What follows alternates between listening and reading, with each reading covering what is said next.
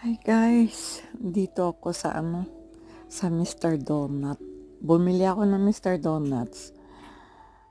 Tapos ginutom. Bumili muna ako ng juice, mango juice. At saka yung nila, yung chicken teriyaki pie. Ang sarap. Ang sarap pala ng chicken teriyaki pie nila. First time kong kumain. Gutom na ako. Solo ko lang dyan. Kaya ayan, naman ako magsalita. May katabi ako dyan, mag-asawa.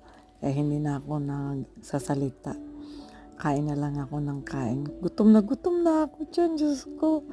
Kapag gasolina lang ako, tapos bumili ng dapat gusto kong mag-McDo. Ang layo na. Diyan na lang dinaanan ko. Minsan punta tayo ng Mr. Donut. Ang Miss Do dito kasi sa kanila, pwede rin pang may restaurant type din eh.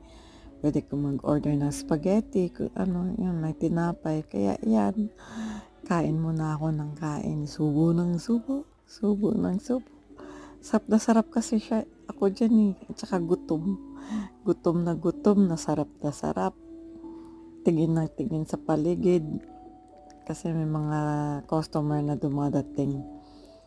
Tapos yung katabi ko nag-order ng fried rice. Diyos ko, sa Mr. Donut, meron palang fried rice. Kaya hindi ko na lang dapat kunan ko. Nahiya naman ako. Kaya sarili ko na lang ang kinukunan ko. Kasi ang kinakain ko, nahuhulog yung mga niya. Pie kasi siya. Ting subo ko, nahuhulog yung tinapay.